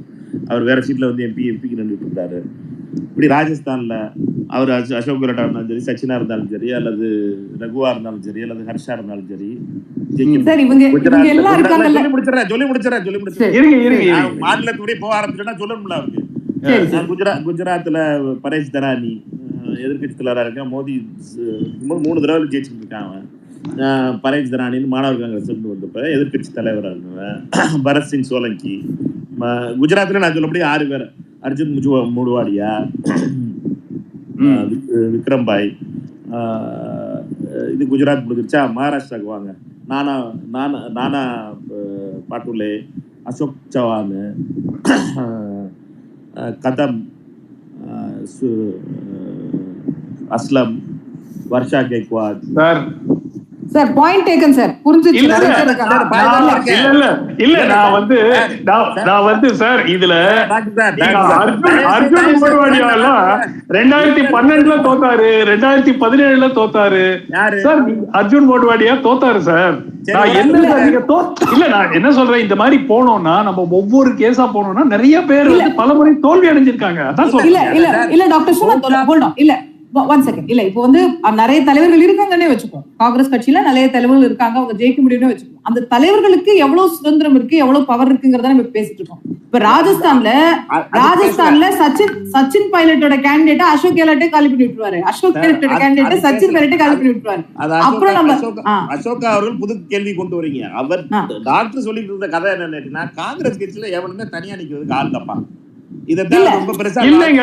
இல்ல 10 மாநிலத்துல சொல்லுங்க, 10 பேரா சொல்லுங்க. நான் 10 பேர் சொல்லிட்டேன், 10-20 பேர் சொல்லுங்க. ஒரு ஆள் இல்லங்க, அதுல நிறைய பேர் பலமுறை தோல்வி அடைந்தவங்களும் சொல்லிட்டாங்க சார். நான் வந்து வரேங்க. No, it's getting too specific. Sivakumar எப்ப தோத்தாரு? இல்ல DK சிவகுமார் எப்ப தோத்தாரு? இல்ல DK எப்ப தோத்தாரு? இல்லங்க நம்ம வந்து நீங்க சொல்றது வந்து திருப்பி நீங்க சவுத்ல 2 ஸ்டேட் எடுக்கிறீங்க. அதுவும் கர்நாடகால 2 பேர் இருந்து போயிட்டு இருக்கீங்க சார். கர்நாடகாவை விட்டுட்டேன். உங்களுக்கு இப்ப ஒரு ஸ்டேட்டா வர்றேன். நான் வந்திருக்கேன், 4 ஸ்டேட் வந்திருக்கேன். இப்ப 6 ஸ்டேட் முடிச்சிருக்கேன். நான் குஜராத் வரைக்கும் முடிச்சிருக்கேன். ராஜஸ்தானை சொல்லிட்டு ஹரியானாவை சொல்லணும்னா உங்களுக்கு பஞ்சாப் சொல்லணும், உத்தராகண்ட சொல்லணும். சொல்லுங்க. ஹரியானால ரந்தீப் சுர்ஜேவாலா இல்ல ஜென்டில்மேன் ப்ளீஸ் ஹோல்ட் ஆன். இல்ல விஷயம் என்னன்னா, அவர் எல்லா மாநிலங்களையும் சொல்லி முடிக்கிறதுக்குள்ள நமக்கு டைம் முடிஞ்சிடும். the point is taken. அவர் வந்து நிறைய பேர் இருக்காங்கன்னு சொல்றாரு, நீங்க டிஸ்கஸ் பண்றீங்க. we leave it there because நம்ம அடுத்த क्वेश्चंसக்கு போறோம். thank you. திரு ஆலன் இக்னேஷியஸ் இணைப்புல இருக்கீங்க. Yes, good evening ma'am. And என்னோட क्वेश्चन வந்து மாணிக்கம் சார் தான். சோ இப்போ வந்து பாஜக வந்து கிட்டத்தட்ட பாதி மாநிலத்துக்கு மேல அவங்க தான் ஆளுங்கட்சியா இருக்காங்க. சோ இப்ப என்னன்னா, இப்போ காங்கிரஸ் வந்து ஒரு வகையில யுனைட்டா ஒர்க் பண்ணிட்டு லைக் கேரளா, ஆந்திரா எல்லாமே சேர்ந்து, மகாராஷ்டிரா எல்லாம் சேர்ந்தா பண்ணியாகணும். சோ அதுக்கான முழு முயற்சியில இறங்கி கண்டிப்பா 2024க்கான எல்லா வேலையும் செய்யறீங்களா? அது செய்யணும்ன்றது என் request. Thanks for opportunity. And Prashant Kishor வந்து இது கூடுதல் பலமா இருப்பாருன்றது I firmly believe. Okay, thank you brother. Thiru Manik Tagore, நீங்க ரெஸ்பாண்ட் பண்ணுங்க. இல்ல, காங்கிரஸ் கட்சியை பொறுத்த மட்டும் அதுக்கான தயார் நிலையில் இருக்கிறோம். இதில் என்னை பொறுத்த மட்டும் மாநில அரசாங்கங்கள் வேண்டும், மாநிலத்தில் எத்தனை கவர்மெண்ட் இருக்கோம் அதனாலதான் ஜெயிக்க முடியும் அப்படிங்கிற அந்த பார்வைங்கிறது ஒரு புரிதலில் ஒரு பிரச்சனை இருக்குன்னு நான் நினைப்பேன். என்னன்னு கேட்டீங்கன்னா, நீங்க 2019 வாக்காளர்களுக்கும் இப்பொழுது இருக்கின்ற வாக்காளர்களுக்கும் மிகப்பெரிய அளவில் நம்பர் கூடியிருக்கு. 45% 2019 முதல் தடவையாக வாக்களித்தவர்கள், 2009 வாக்களித்தவர்கள் 45% வாக்காளர்கள் புதிய 30 வயசுக்கு கீழே இருக்க வாக்காளர்களா இருக்காங்க. இவங்களோட சாய்ஸஸ் டிஃபர் ஆகிட்டே இருக்கு. ஒவ்வொரு எலெக்ஷன்லையும் இவங்களோட சாய்ஸஸ் டிஃபர் ஆகுது. அசம்பிளி எலெக்ஷன் வேற மாதிரி சாய்ஸ் பண்றாங்க, லோக்கல் பாடி எலெக்ஷன் வேற மாதிரி சாய்ஸ் பண்றாங்க, பார்லிமெண்ட் எலெக்ஷன் வேற மாதிரி சாய்ஸ் பண்றாங்க. இந்த சாய்ஸ் டிஃபரன்சஸை அவங்களுக்கு கம்யூனிகேட் பண்றதுக்கு உள்ள மெக்கானிசத்தை காங்கிரஸ் கட்சி வேகமா டிஜிட்டல் வேர்ல்ட்ல இருந்தாலும் சரி அவங்களோட கம்யூனிகேட் பண்ற மெத்தடாலஜியும் சேஞ்ச் பண்ண வேண்டியது இருக்கு. அதற்கான முயற்சிகள் காங்கிரஸ் கட்சி மேற்கொண்டு வருது. காங்கிரஸ் கட்சியை பொறுத்த மட்டும் ஒரு கூட்டணி, காங்கிரஸ் தலைமையிலான ஒரு கூட்டணியை உருவாக்கி வெற்றி பெறுவதற்கான அனைத்து ஏற்பாடுகளையும் செஞ்சுக்கிட்டு. Okay, thank you sir. Captain SK இணைப்பில் இருக்கீங்க. வணக்கம். என்னோட பாயிண்ட் கொஞ்சம் வித்தியாசம் தான். என்னன்னா, நான் நினைக்கிறேன் பிரசாந்த் கிஷோர் ஒரு ட்ரோஜன் ஹார்ஸா தான் லேண்ட் ஆயிருக்காருன்னு நினைக்கிறேன் காங்கிரஸ்ல. காரணம் என்னன்னா, அவர் அவரோட பவர் பாயிண்ட காங்கிரஸ் லீடர்ஸ் கொடுக்கறதுக்கு முன்னாடியே எல்லாருக்கும் லீக் ஆயிடுச்சு. அது இல்ல ஃபேக்குன்னு சொன்னா கூட அதுல உள்ள பாயிண்ட்ஸ் எல்லாமே ஓரளவுக்கு யதார்த்தமா இருக்கு. அது லீக் ஆயிடுச்சு. அது it provides ammunition to the opposition. அவங்க ஐடி செல்ல ப்ரிப்பேர் பண்ண அவசியமே இல்லை. எல்லா பாயிண்ட்டும் இதுல இருந்து எடுத்துக்கலாம். செகண்ட் என்னன்னா, அவர் ப்ரொஃபஷனலான வேற விஷயம். காங்கிரஸ்ல சேருவேங்கிறாரு. அதே நேரத்துல டிஆர்எஸ் தலைவரோட 3 ரவுண்டு பேச்சுவார்த்தை நடத்தியிருக்காரு. காரணம் டிஆர்எஸ் ஜெயிக்க வைக்கிறதுக்கு. அப்ப டிஆர்எஸ்க்கு எதிரில் காங்கிரஸ் நிக்குது தெலுங்கானால. அப்போ எப்படி ஒரு காங்கிரஸ் லீடர் டிஆர்எஸோட கொலாபரேட் பண்ணிட்டு டிஆர்எஸ் ஜெயிக்க வைக்க முடியும்? அது ரெண்டாவது. மூணாவது என்னன்னா, அவர் பவர் பாயிண்ட்ல சொல்றாரு, Congress must conceal the nepotism and corruption. இது என்ன? இந்த மாதிரி ஒரு பாயிண்ட பப்ளிக்கா காங்கிரஸ் லீடர்ஸுக்குள்ள கொடுத்தா இது என்ன அர்த்தம்? இது கரப்ஷன் அண்ட் நெப்போட்டிசம் இருந்துச்சு, அதை மன்னிச்சிருங்க அந்த மாதிரி சொல்லாம விட நீங்க கன்சீல் பண்ணிட்டு கேம்பெயின் பண்ணுங்க. இந்த மாதிரி சொல்றதுனால இவரோட எதுக்கு வராருனாலே எனக்கு டவுட்டா இருக்கு. இதை பத்தி சுமந்த் ராமன் அவர் கழுத்து சொல்லலாம். எனக்கு புரியுது சார். நீங்க அந்த சில பவர் பாயிண்ட்லாம் லீக் ஆச்சு கடந்த வாரத்துல, அதை வச்சு நீங்க சொல்றீங்க. அப்கோர்ஸ் அது அபிஷியலா இல்லையான்றது அவங்க டினை பண்றாங்க அப்படிங்கறதோட சேர்த்துதான் நம்ம அதை பார்க்க வேண்டியிருக்கு. ஒரு ட்ரோஜன் ஹார்ஸா பிரசாந்த் கிஷோர்? டாக்டர் சுமந்த், திரு மாணிக் தாக்கூர். என்னை பொறுத்த வரைக்கும் அவர் டிபெண்டபிலிட்டி எனக்கு தெரியல. ஏன்னா அவர் he maintains close ties across the political spectrum. Mamata பானர்ஜியோடையும் he has worked in the past with BJP, he works with AAP. அவரு இப்பவும் கூட பிரதமர் புகழ்ந்தெல்லாம் சொல்லியிருக்கிறார். அவர் மாதிரி ஒரு லிசனர் கிடையாது, அவர் மாதிரி ஒரு ஹார்ட் ஒர்க்கர் கிடையாது. ஆமா. சோ நிச்சயமா ஒரு கம்ப்ளீட் ஃபெய்த் வரா மாதிரி ஒருத்தருக்கு இருக்குமா? ஒரு ஸ்டேட் எலெக்ஷன்ல இருக்கலாம், பட் ஒரு நேஷனல் எலெக்ஷன்ல போகும்போது எந்த அளவுக்கு அவரை டிபெண்ட் பண்ண முடியும்? எஸ்பெஷலி அவர் கம்பெனியே எதிர்கட்சிகளுக்கு ஒர்க் பண்ணும் போது இல்ல இந்த சந்தேகம் உங்களுக்கே இருக்கும், இல்ல நம்ம இப்போ பேசின சகோதரருக்கே இருக்கும்னு சொன்னா காங்கிரஸ்ல இருக்கிறவங்களுக்கு இருக்கும்ல. இல்ல காங்கிரஸ் காங்கிரஸ்ல இருக்கக்கூடிய தலைமை இல்ல இப்போ ஸ்டேட் ஒரு திக்விஜய் சிங் இருக்காரு, இல்ல ஒரு DK சிவகுமார் இருக்காரு அப்படின்னா பிரசாந்த் கிஷோர் ஸ்ட்ராட்டஜியை அவங்க அமல்படுத்துறதுக்கு ஒத்துழைக்கணும்ல. சோ அது ஒர்க் ஆகுமா அப்படிங்கிறது இது I would see it as a measure of desperation more than anything else. இது காங்கிரஸ் பிரசாந்த் கிஷோரை 2009 இதே மாதிரி பிரசாந்த் கிஷோர் இருந்தாருன்னா அவங்க கன்சிடர் கூட பண்ணிருக்க மாட்டாங்க. ஏன்னா இப்ப 2 பாராளுமன்ற தோல்வி பேக் டு பேக். கிட்டத்தட்ட இப்ப இருக்கிற மாநிலங்கள்ல இப்ப என்ன இருக்கு? ராஜஸ்தான் தான் ஒரே big state. Rajasthan, Chhattisgarh 2 state தான் இருக்கு கையில, ரைட்டா? மகாராஷ்டிரா அண்ட் ஜார்க்கண்ட்ல they are only in a coalition government, they are not on their own. So என்ன இஷ்யூ அப்படின்னு பாத்தீங்கன்னா, இன்னைக்கு 3வது முறையும் உங்களுக்கு பாராளுமன்ற தேர்தலில் தோல்வி வந்துட்டா கட்சியினுடைய ஃபியூச்சரே it will be at stake. ஏற்கனவே என்ன ஆகுது? ஆம் ஆத்மி கட்சி நாங்க தான் அடுத்த நேஷனல் ஆல்டர்னேட்டிவ் அப்படிங்கிற மாதிரி though they have not made a pitch. இன்னைக்கு இமாச்சல் பிரதேஷ்ல அரவிந்த் கெஜ்ரிவால் ரேலி ஓடிட்டு இருக்கு. ஏன்னா Himachal Pradesh is going to the polls. குஜராத்துக்கும் அவங்க பிளான் பண்றாங்க. குஜராத்துக்கு ஏற்கனவே தே ஹேவ் a presence. இன்னைக்கு ஒரு சிம்பிள் திங், சின்ன election, not an important one. Guwahati municipal election, ரைட்டா? அதுல வந்து 60 சீட்ல 52 சீட் பிஜேபி, 6 சீட்டு ஏஜிபி அவங்களுடைய அலையன்ஸ் பார்ட்னர், 2 சீட்டு தான் எதிர்கட்சிகளுக்கு. அதுல 1 சீட்டு ஆம் ஆத்மி, காங்கிரஸுக்கு 1 சீட்டு கிடையாது. Not even a single seat in Guwahati where 6 years ago the Congress ran the government for 15 years. 15 ஆண்டு காலம் ஆட்சி பொறுப்பில் இருந்து they ran the government. Now what has happened? ஒரு சீட்டு கிடையாது. I am not expecting. ஏன்னா ஆளுங்கட்சி தாங்க ஜெயிக்கும். அதுவும் இப்பதான் அசம்பிளி எலெக்ஷன் முடிஞ்சு they have come back to power, they will only win. அதுல டவுட் கிடையாது. ஆனால் ஒரு சீட்டு கிடைக்கலன்னு அங்க ஆம் ஆத்மிக்கு 1 சீட்டு கிடைச்சிருக்கு. ஓகே ஓகே, கேட்போம். டேனியல் ராஜ், நீங்க இணைப்புல இருக்கீங்க, உங்க கேள்வி. டேனியல் ராஜ் இருக்கீங்களா? சரி, okay, I'll come back to you. Natarajan இணைப்புல இருக்கீங்களா? வணக்கம்.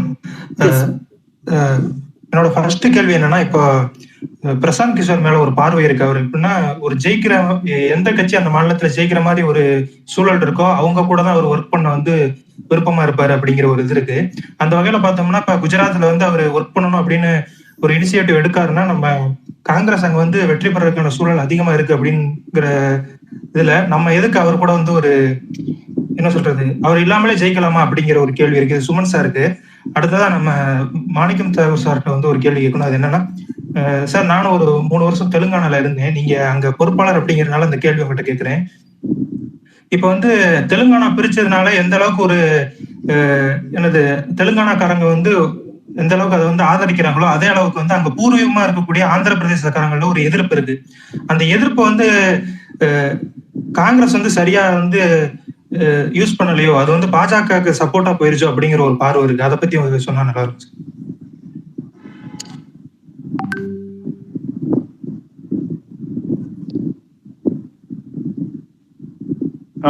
நீங்க சொல்லுங்க சார். திரு மாணிக் தாகூர், தெலுங்கானா பத்தி உங்கள்கிட்ட கேட்டீங்க. அதுல என்ன, தெலுங்கானாவை பொறுத்தவரை தெலுங்கானா வழங்கியது காங்கிரஸ் கட்சி. சோனியா காந்தி அம்மையாருக்கு இருந்து ஒரு தனி மதிப்பு இருக்கிறது. அதுல நீங்க சொல்வது மாதிரி ஆந்திரா பூர்வீகமாக கொண்டவர்கள் மல்காஜ்கிரி பார்லிமெண்ட் பகுதியிலும் செகந்திராபாத் பார்லிமெண்ட் பகுதியிலும் அதே போல சேவல்லா பார்லிமெண்ட் பகுதியிலும் சில தொகுதிகளில் இருக்கிறார்கள். இந்த தொகுதியில் கடந்த முறை மல்காஜ்கிரி தொகுதியில் திரு ரேவந்த் ரெட்டி வெற்றி பெற்றார் என்ற செய்தி உங்களுக்கு தெரியும். அதனால் காங்கிரஸ் கட்சியை பொறுத்தமட்டில் அதற்கான வேலைகளை செய்து கொண்டிருக்கிறோம். அவர்களுடைய அன்பை பெறுவதற்கு அவர்கள் அனைவரும் காங்கிரஸ் கட்சியோடு நிற்கிறார்கள் என்பதில் கடந்த நாடாளுமன்ற தேர்தல் ஒரு எடுத்துக்காட்டாக காட்டப்படும். சுமன் சார், உங்கள்கிட்ட ஆமா, he said பிரசாந்த் கிஷோர் இல்லாமையே காங்கிரஸ் வெற்றி பெற முடியுமா என்றால், my personal belief is இந்த ஸ்ட்ராட்டஜி அப்படிங்கிறதெல்லாம் விட கம்யூனிகேஷன், அந்த messaging which is going out. இப்போ ஒரு ப்ரொஃபஷனலா ஒரு ஈவெண்ட், இப்போ நம்ம தமிழ்நாட்டையே எடுத்துக்கிட்டோம்னா virtually the entire campaign was run by IPAC. அது எல்லாருக்குமே தெரியும். அது வந்து உங்களுக்கு இந்த கிராம சபை கூட்டங்களை நடத்துறதுல இருந்து அந்த விவசாயிகளோட உட்கார்ந்து கரும்பு ஜூஸ் குடிக்கிறதுல இருந்து every single thing, it was like a choreography kind of a thing. National ஸ்கேல்ல அது பண்ண முடியும், but it is much more complicated. But எதுவா இருந்தாலும் இன்னைக்கு ஒரு சிம்பிள் எக்ஸாம்பிள் கேட்கிறேன். இங்க ஸ்டாலின் என்ற தலைவர் இல்லாமல் திமுக பிரசாந்த் கிஷோர் வெற்றி தேடி கொடுத்திருக்க முடியுமா? So you need that leader, and I think that we are underestimating that, especially because எதிர்க்க பிஜேபின்னு ஒரு மிகப்பெரிய ஒரு கட்சி, அது whether you like it or not, இன்னைக்கு it is the biggest party in the country. Congress is trying to stage a comeback na, who do I vote for னு கேட்பாங்க இல்லையா? அந்த கேள்விக்கு பதில் வராத வரைக்கும் நீங்க பிரசாந்த் கிஷோர் மாதிரி நீங்க இன்டர்நேஷனலா ஸ்ட்ராட்டஜிஸ்ட் கொண்டு வந்தா கூட it's going to be difficult. Okay okay right. Jayakumar இணைப்புல இருக்கீங்க. என்னோட क्वेश्चन வந்து மாணிக்கம் சாருக்கு தான். ஏன்னா ஆல் ஓவர் சென்னையில பாத்தீங்கன்னா இப்போ ரீசனான லோக்கல் பாடியில பிஜேபி ஒரு சீட் இங்க வந்து வெஸ்ட் மாம்பலத்துல பாத்தீங்கன்னா காங்கிரஸ் தான் அங்க வந்து ஆப்போசிட் கேண்டிடேட். பாத்தீங்கன்னா எல்லாமே சென்னையில மோஸ்ட் ஆஃப் தி பாத்தீங்கன்னா டிஎம்கே சைடு தான் வரும்போது காங்கிரஸ் சைடுல அதுவும் வெஸ்ட் மாநிலத்துல பாத்தீங்கன்னா பிஜேபி வருது. எனக்கு என்னமோ காங்கிரஸ் வந்து பெருசா ஒர்க் அவுட் பண்ணவே மாட்டாங்க. அவங்க பாலிடிக்ஸ் மேல எந்த மாதிரி அவங்களோட ஒர்க் அவுட் ஸ்டைல் இருக்குன்னு எனக்கு புரியல. பட் அதே சேம் டைம்ல எனக்கு இன்னொரு கொஸ்டின் இருக்கு. என்னன்னா அவங்க கேண்டிடேட்டா பை பண்றாங்க. பாண்டிச்சேரியில பாத்தீங்கன்னா மோஸ்ட் ஆஃப் த கேண்டிடேட் காங்கிரஸ்ல இருந்து எல்லாருமே பிஜேபி போய் தான் வின் பண்றாங்க. அவங்களோட ஸ்ட்ராட்டஜி உங்களுக்கு தெரிஞ்சிடுச்சு. 10 வருஷமா அவங்களோட ஸ்ட்ராட்டஜி நீங்க பாத்துட்டு இருக்கீங்க. அதுல என்ன லேர்ன் பண்ணீங்க, நீங்க என்ன எப்படி டிஃபைட் பண்ண போறீங்கன்னு புரியல. ஏன்னா நீங்க பெரிய ஆக்சுவலி பார்ட்டி, நீங்க வந்து பாத்தீங்கன்னா நிறைய பேருக்கு ஹோப்பா இருந்திருக்கீங்க. இப்ப ஸ்லோவா நீங்க போறதுனால பாத்தீங்கன்னா இது இன்டைரக்ட்லி கண்ட்ரிக்கே ப்ராப்ளம் இருக்கு. ஏன்னா எல்லாருமே இங்க சஃபர் பண்ணிட்டு இருக்காங்க. இப்ப மைனாரிட்டி ரொம்ப சஃபர் பண்ணிட்டு இருக்காங்க. ஏன்னா பிஜேபி பாத்தீங்கன்னா ஃபுல்லா கண்ட்ரோல் பண்ணிட்டு இருக்காங்க. ஸோ அதுதான் என்னோட மெயின் கொஸ்டின் அதுதான். அண்ட் இன்னொரு கொஸ்டின் இருக்கு. ஸோ அது வந்து பாத்தீங்கன்னா மேம் உங்களுக்கு தான் என்னன்னா ஒன் செகண்ட் ஒரே செகண்ட் தான். என்னன்னா நீங்க பிஜேபி அதாவது காட்டுற மாதிரி வந்து காங்கிரஸ் பெருசா ஊடகம் காட்டவே மாட்டுது. அது நிறைய தடவை நானே ஃபீல் பண்ணிருக்கேன். இப்ப கர்நாடகால பாத்தீங்கன்னா நிறைய அதாவது பிஜேபியில அகைன்ஸ்டாவே பிஜேபி பீப்புள் பேசிட்டு இருக்காங்க. ஆனா ஒரு நியூஸ் பேப்பர் கூட அதை காட்ட மாட்டுது. சி ஈவன் தந்தியில மோஸ்ட் ஆஃப் த டைம் நான் பாக்குறேன் ஒன் செகண்ட் ஸ்டாலின் இல்ல ஒரே செகண்ட் இல்ல பிரதர், நீங்க அவங்களை கேள்வி கேட்டுட்டீங்க. You are going beyond that. நம்ம வந்து இது என்னங்கறத தாண்டி நம்ம போயிட்டு இருக்கோம். உங்களுடைய விமர்சனம் ஊடகங்கள் மீது வைப்பதற்கு உங்களுக்கு உரிமை இருக்குது. நீங்க அதை விமர்சனம் வச்சிட்டீங்க, அதை நான் புரிஞ்சு கொள்றேன். நம்ம பதிலுக்கு போயிடலாம். எனக்கு 8 மணி ஆகும். அதனால என் நெருக்கடி நீங்க புரிஞ்சுக்கணும் இல்லையா? அதுக்காக தான். திரு மாணிக் தாகூர் என்ன பண்ணிட்டு இருக்கீங்க காங்கிரஸ் கேட்கிறேன். இந்த ஸ்ட்ராட்டஜி தான் என்னன்னு கேட்கிறேன். இல்ல அவர் கேட்டதுல ரெண்டு கேள்வியா நான் பாக்குறேன். மயிலாப்பூரை ஸ்பெசிபிக்கா அந்த வெஸ்ட் மாம்பலம் சீட்டை பத்தி ஸ்பெசிபிக்கா கேட்டாரு. அதை பொறுத்த மட்டும் காங்கிரஸ் கட்சி வந்து ஒரு அதாவது என்னன்னா ஒரு பழைய மாமன்ற உறுப்பினரை வேட்பாளராக நிறுத்தியதும் அவர்களுடைய உடல்நிலை காரணமாக அவர் கடுமையாக உழைக்காததும் காரணம் என்று அகில இந்திய காங்கிரஸ் கமிட்டிக்கு தெரிவிக்கப்பட்டது. அது வந்து ஒரு ஸ்டெடி கேஸா நாங்க பாத்துக்கிறோம். அது மாதிரி தவறுகள் மீண்டும் நடக்காமல் பார்த்துக் கொள்ள வேண்டும் என்பதில் மிக தெளிவாக இருக்கிறோம். இல்ல அதுதான் இல்ல அவர் கேள்வியோட மூலம் வந்து நீங்க 10 வருஷமா இவங்களோட ஸ்ட்ராட்டஜியை பார்த்துட்டு தான் இருக்கீங்க. பிஜேபி என்னெல்லாம் களத்துல பண்ணுவாங்கன்னு உங்களுக்கு தெரியும். அப்ப ஏன் உங்களால கவுண்டர் பண்ண முடியல? அதுதான் சொல்ல அடுத்து சொல்ல பாண்டிச்சேரி ஆரம்பிக்கப்படும். பாண்டிச்சேரி கர்நாடகா மாடல்ங்கிறது பிரதர், இதுல பாண்டிச்சேரி கர்நாடகா மாடல்ங்கிறது இடியும் ஐடியும் பணமும் பதவியும் சேர்ந்தது. இது என்னன்னா இந்த மாடல் என்னன்னா பணத்தையும் அதிகாரத்தையும் காட்டி அவர்களை கட்சிக்கு இழுப்பது என்பது ஒரு தனி மாடல். இதை வந்து இந்த மாடலை அவங்ககிட்ட இருந்தா நாங்களும் கத்துக்கணும் போல இருக்கு. ஆட்சிக்கு வந்த உடனே இதே மாடலை பண்ணணும்னு நீங்க எல்லாம் விரும்புனீங்கன்னா அதை பண்ண ரெடியா இருப்போம். ஆனா பண்ணக்கூடாதுன்னு எங்க தலைமை சொல்லலாம். என்னன்னா இதை பொறுத்த வரைக்கும் ஒவ்வொருத்தரையும் பயமுறுத்தியும் அவர்களுக்கு ஆசை காட்டியும் இந்த கட்சியை விட்டு கொண்டு போறதுக்கு பதவிகள் காட்டியும் கொண்டு போறாங்க. அது கர்நாடகா நடந்திருக்கு, மத்திய பிரதேசம் நடந்திருக்கு, சிந்தியா மாதிரி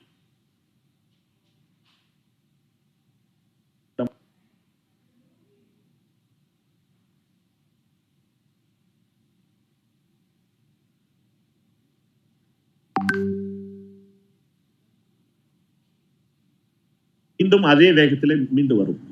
தேங்க்யூ. திரு லோகி இணைப்புல இருக்கீங்க. வணக்கம். என்னுடைய கேள்வி வந்து எம்பி அவர்களுக்கு தான்.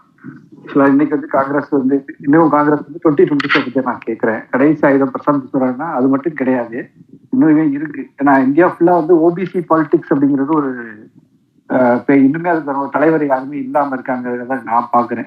ஓபிசி பாலிடிக்ஸ் ஆகட்டும், சோசியல் ஜஸ்டிஸ் வந்து இந்தியா ஃபுல்லா காங்கிரஸ் வந்து எடுத்து பேசணுங்கிறதாகட்டும், ஸ்டேட் ரைட். ஏன்னா ராகுல் காந்தி வந்து நீட்டுக்காக பேசுறாரு பார்லிமெண்ட்ல.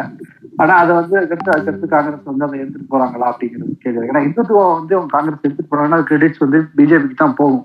ஒண்ணு காங்கிரஸ் வந்து பிஜேபியோட எக்ஸ்ட்ரீமா இந்துத்துவா ஃபாலோ பண்ணுவாங்கன்னா அது வந்து நாட்டுக்கு தேவையில்லாத ஒரு. ஏன்னா சோசியல் ஜஸ்டிஸ் ஆகட்டும், ஸ்டேட் அட்டானமி ஆகட்டும், அதுக்கப்புறம் வந்து ஓபிசி பாலிடிக்ஸ் ஆகட்டும் வந்து காங்கிரஸ் வந்து எப்பதான் பேச போறாங்க. அதை வந்து 2024 தான் எனக்கு தெரிஞ்சு அதுதான் வந்து செட்பேக். அது பேசலன்னு குற்றம், அது பேசலன்னு சொல்றீங்களா நீங்க? அவங்க சோசியல் ஜஸ்டிஸோ ஓபிசி பாலிடிக்ஸோ பேசலன்றீங்களா? நான் அப்படிதான் நினைக்கிறேன். பேசல போதுமான அளவு பேசல. ஏன்னா பர்செப்ஷன் 2024க்கு பர்செப்ஷன் செட் பண்றது அதுவா தான் இருக்கும் நான் நினைக்கிறேன். 2000 மோடி வரும்போது பிரசாந்த் கிஷோர் செட் பண்ணது அதே தான். குஜராத் மாடல் அப்படிங்கிற ஒரு மாடலை தான் நாங்க அதுக்கு நம்ம எவ்வளவு பிரைஸ் பண்ணுங்கிறது இன்னைக்கு நம்ம பாக்குறோம். அந்த காங்கிரஸ் பர்செப்ஷன் 2024 செட் பண்ணுமா? ஓகே ஓகே, தேங்க்யூ திரு லோகி. திரு மாணிக் தாகூர், திரு சுமந்த், யார் பதில் சொல்றீங்க? Our perception back. It was addressed to him. It was addressed to திரு மாணிக் தாகூர். இல்ல ஒண்ணு என்னட்ட தலைப்பை பத்தி கேட்டீங்க. தலைப்பு வந்து சகோதரி அசோகா அவர்களுடைய தலைப்பு. இது என்னோட தலைப்பு இல்ல சகோதரா. இல்ல அவர் சொல்றது வந்து ஆமா இல்ல அவர் கேக்குறது அந்த ஆயுதம் மட்டும் இல்லாம நீங்க வந்து இஷ்யூஸ்ல எப்போ ஒரு பெர்செப்ஷன் செட் பண்ண போறீங்க, சோஷியல் ஜஸ்டிஸ் மாதிரி விஷயங்கள், ஓபிசி பாலிடிக்ஸ் எல்லாம் நீங்க எப்ப கையில் எடுக்க போறீங்க? இல்ல அதுவும் இந்த ஆயுதத்தை பயன்படுத்தலாமா என்பதை காங்கிரஸ் கட்சி முடிவு பண்ணணும். காங்கிரஸ் கட்சிக்கு அதுக்காக 7 பேர் கொண்ட நிதியமைச்சர்களுடைய தலைமையில், முன்னாள் நிதியமைச்சர்களுடைய தலைமையில் ஒரு குழு அமைக்கப்பட்டிருக்கிறது. அந்த குழு முடிவு செய்யட்டும். அவர் சொன்ன சோசியல் ஜஸ்டிஸை பொறுத்த வரைக்கும் ரொம்ப முக்கியமானது பிரதர் என்னன்னா, காங்கிரஸ் கட்சிக்காரனுக்கு எப்பவுமே காமராஜர் காலத்துல இருந்து பழக்கம் எங்களுக்கு செஞ்சதை சொல்ல தெரியாது எங்களுக்கு. அதுதான் பிரச்சனை எங்களுக்கு. இப்போ பாருங்க, உங்களுக்கு முன்னாடியே பாருங்க உட்கார்ந்துருக்கோம், 2 முதலமைச்சர் தான் காங்கிரஸ்ல இருக்காங்க. அவங்க 2 பேரும் ஓபிசி முதலமைச்சர்கள். ராஜஸ்தான்லயும் குஜராத்லயும் இருக்கவங்க. பஞ்சாப்ல முதலமைச்சர் இருந்தவர் தலித் முதலமைச்சர். என்னடா காங்கிரஸ் கட்சியை பொறுத்த மட்டும் செஞ்சதை சொல்ல தெரியாதவர்களாக இருக்கணும். அதான் கம்யூனிகேஷன். நீங்க வந்து கூட அதை சொல்லி தரதுக்கு தான் பிரசாந்த் கிஷோர் வராரோ? இல்ல அதை கற்றுக்கணும்னு நினைக்கிறேன். அதுக்கு தான் இப்ப உங்களை மாதிரி இப்ப ஸ்பேஸ் மாதிரி இடங்கள்ல நாங்க மாதிரி வர்றது வந்து பேசுறதுக்கே தயாராகிறது காரணமே என்னன்னா, இந்த கம்யூனிகேட் பண்றதுக்கு தான். சோசியல் ஜஸ்டிஸ்ங்கிறது மிக முக்கியமான விஷயமாக காங்கிரஸ் கட்சி பார்க்கிறது. காங்கிரஸ் கட்சியுடைய தலைவர் திரு ராகுல் காந்தி அவர்களை பொறுத்த சாதாரண மக்களுடைய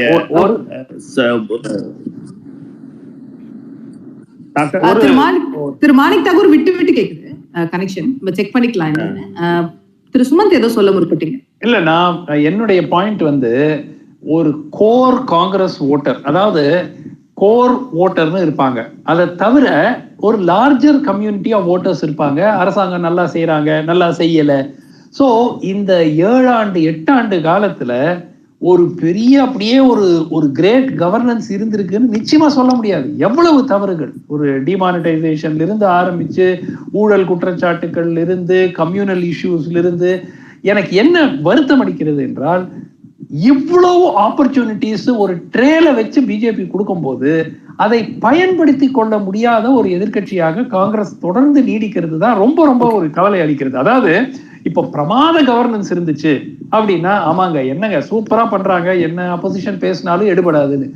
இவ்வளவு தவறுகள் செய்தும், பொருளாதார ரீதியாக இவ்வளவு குளறுபடிகள் செய்தும், மக்களுக்கு இன்னைக்கு விலைவாசி ஏற்றம் இருக்கிறது, பணவீக்கம் இருக்கிறது, இது உங்களுக்கு வேலையில்லா திண்டாட்டம், இவ்வளவு ஒரு ஆன்டி இன்கம்பன்சிக்கு ஒரு சிச்சுவேஷன் இருந்தும் காங்கிரஸால அதை பயன்படுத்திக் கொள்ள முடியல அப்படிங்கிறது வருத்தப்படுகிறது. ஒரே ஒரு பாயிண்ட், நான் in fact I just went through during the course of த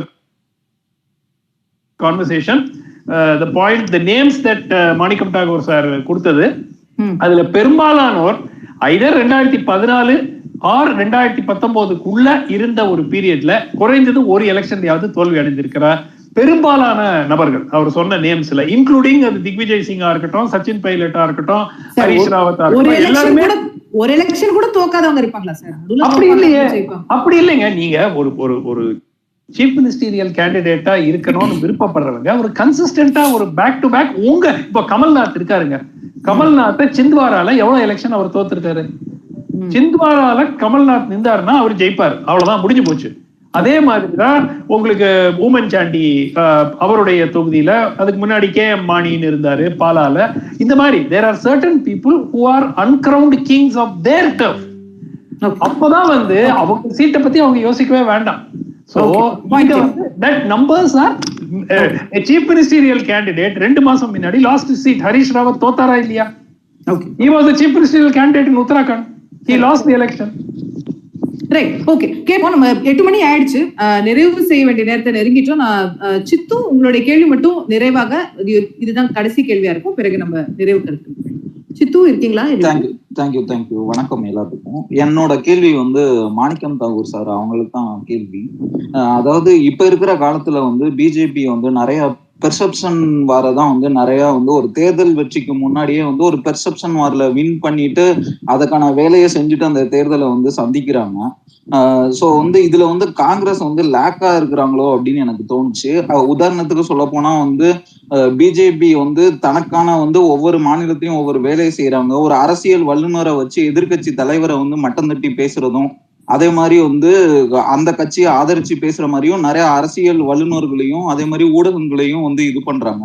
அதே மாதிரி காங்கிரஸ் கட்சியும் வந்து செய்ய முடியாதா அப்படின்னு தான் என்னோட கேள்வி. Okay, thank you Trichy. நன்றி சார். இல்ல பர்செப்ஷன் பத்தின ரெண்டாவது கேள்வின்னு நினைக்கிறேன். நிறைய பர்செப்ஷன் பத்தி கேக்குறேன். பிஜேபியை பொறுத்த மட்டும் ரொம்ப முக்கியமான விஷயம் என்னன்னா, அவர்கள் அதாவது மத அடிப்படையிலான பிரிவினையை உருவாக்குவதற்காக ஒரு களத்தை ரெடி பண்றாங்க. எந்த ஒரு மாநிலத்துல பார்த்தாலும் சரி, ஒரு 30% டிவிஷனை ஃபர்ஸ்ட் கொண்டு வந்துருவாங்க. என்னன்னா பேசிக்கா அவங்களோட டாக்டர் சுமன் சொல்லிட்டு இருந்தது மாதிரி ஒரு கோர் ஓட்டர் பேஸை அவங்க உருவாக்குறாங்க. காங்கிரஸுடைய கோர் ஓட்டர் பேஸ் வேற, அவங்களுடைய கோர் ஓட்டர் பேஸ் வேற. அந்த ஓட்டர் பேஸை அவங்க வந்து கம்யூனல் டிஸ்டர்பன்ஸுக்கு கொண்டு வராங்க. ஃபர்ஸ்ட் அந்த அவங்களோட நிலை. நம்ம கர்நாடகா எலெக்ஷன் வரும்போது ஒரு வருஷத்துல அடுத்து ஏப்ரல்ல எலெக்ஷன், ஹிஜாப் கான்ட்ரவர்சியும் ஹலால் கான்ட்ரவர்சியும் கொண்டு வராங்க. இது என்னட்டா ஆர்கனைஸ்ட் ஆகுது. ஏன்னா 3 எலெக்ஷன் தோத்து போயிட்டாங்க. இப்போ MLC election, local body election, MLC election, 3 election, local corporation election, இந்த 3 எலெக்ஷன் தோத்து போயிட்டாங்க.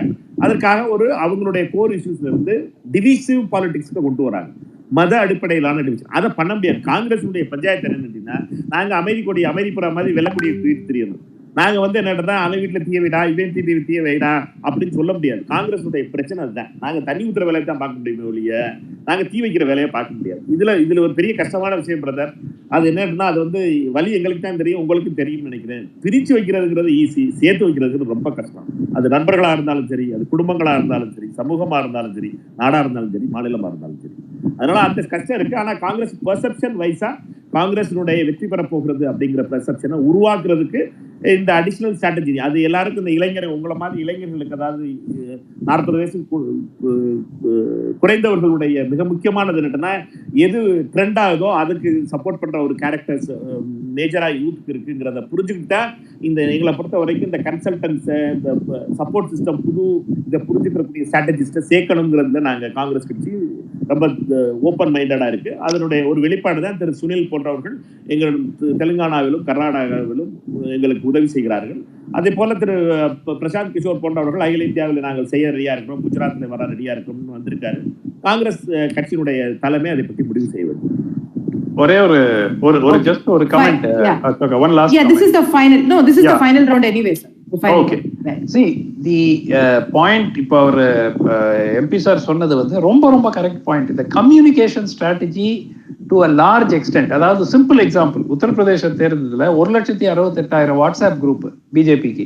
எவ்வளோ? 1,68,000 WhatsApp group. Imagine the number of people each group will reach. Multiply பண்ணி பாருங்க. டெய்லி மெசேஜ், அது பொய் மெசேஜா இருக்கலாம், பட் அது டெய்லி ஒரு 4 மெசேஜ் போகுது. அந்த மெசேஜை படிக்கிறாங்க. ஸோ இந்த லெவல் ஆஃப் பிரெயின் வாஷிங் அப்படிங்கிறது ஆர் எக்ஸ்போஷர் டு மீடியா. நீங்க டிவி சேனல்ல பாத்தீங்கன்னா பிஜேபி செய்யற தவறுகள் எல்லாம் கண்டுக்கிறதே இல்லை. But at the same time Congress பதில் சொல்றாங்க. எதிர்கட்சி எதுவா இருந்தாலும் ராகுல் காந்தி தான் பதில் சொல்லணும்னு சொல்றாங்க. என்னதான் ஆனாலும் over a period of time எவ்வளவு சக்சஸ்ஃபுல்லா ராகுல் காந்திக்கு, என்னை பொறுத்த வரைக்கும் is an extremely intelligent person. ஆனா அவருக்கு பப்புங்கிற இமேஜை எவ்வளவு ஒரு 10 இயர்ஸா கொண்டு போய் மக்கள் கிட்ட சேர்த்துட்டாங்களா இல்லையா? சோ நிச்சயமாக that control over the mass media, என்ன பொறுத்த வரைக்கும் திவ்யா ஸ்பந்தனா அவங்க இருந்தபோது நிச்சயமா காங்கிரஸ் அட்லீஸ்ட் ஒரு அட்டெம்ப்ட் ஆவது டு ஃபைட் பேக் இருந்தது. இப்ப சோஷியல் மீடியால ஐடி விங்ல திவ்யா ஸ்பந்தனா இருந்தபோது sometimes you would go overboard, but overall at least you was giving it back.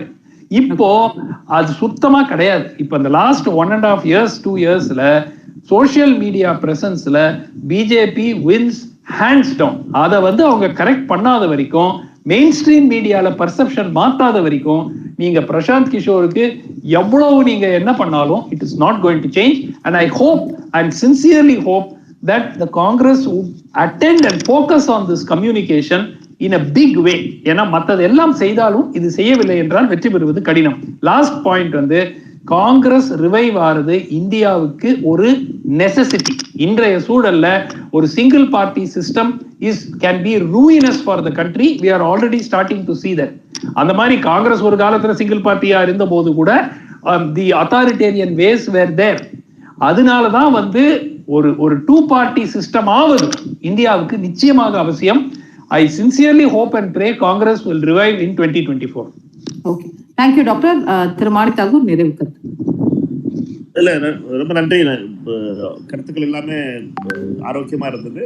என்னை பொறுத்தவரையில காங்கிரஸ் கட்சி மேல் காங்கிரஸ் கட்சி மாற்றத்திற்கு தயாராக இருக்கிறது. காங்கிரஸ் கட்சி மற்ற இடங்கள் இருந்து ஒரு ஓப்பன் மைண்டட் கட்சிங்கிறத மட்டும் நம்ம எல்லாம் புரிஞ்சுக்கணும். காங்கிரஸ் கட்சியை பொறுத்த மட்டும் யாரையும் சந்தேக பார்வையோடையோ வந்து பார்க்கறது இல்லை. ஆனால் காங்கிரஸ் கட்சியினுடைய சில நிலைகளை எடுப்பதற்கு டைம் எடுக்கும். காங்கிரஸ் கட்சியினுடைய ஸ்ட்ரக்சரல் இஷ்யூஸ் இருக்கு காங்கிரஸ்ல. எங்களுடைய பல வகையான பெரியவர்கள் இருக்கிறார்கள், இளைஞர்கள் இருக்கிறோம், அனைவரும் சேர்ந்து ஒரு முடிவு எடுக்கணும். அது வந்து ஒரு டிக்டேட்டர் கட்சி கிடையாது, இது வந்து ஒரு ஜனநாயக கட்சி. அதனால அந்த ஜனநாயகத்துக்குள்ள நேரத்தை தயவு செய்து கொடுக்கணும். அது எடுக்கிறதுக்கு அது கொடுப்பீங்கன்னு நம்பிக்கை எனக்கு இருக்கு. ரொம்ப நன்றி இந்த வாய்ப்பை கொடுத்த தந்தி டிவிக்கும் அசோகா அவர்களுக்கும். Thank you sir. Thank you sir. Thank you Thiru Manik Tagore. Thank you doctor Sumanth. இந்த ஒரு ஸ்பேசஸ் நம்ம இதோட நிறைவு செய்திருக்கிறோம். இன்னும் என்னென்ன விஷயங்கள்ல உங்களுக்கு என்னென்ன தலைப்புகள்ல நம்ம பேசலாம் அப்படின்னு சொல்லுங்க. தொடர்ந்து நம்ம எல்லாம் ஒன்னா சேர்ந்து பேசுவோம், உரையாடுவோம் பல தலைப்புகள்ல. உங்களுக்கு தலைப்புகளுக்கான சஜஷன்ஸும் கொடுங்க. இந்த ஸ்பேசஸ் பத்தின உங்களோட ஃபீட்பேக்கும் பதிவு செய்யலாம். #தந்தி ஸ்பேசஸ் மூலமாக. இணைந்த அனைவருக்கும் நன்றி.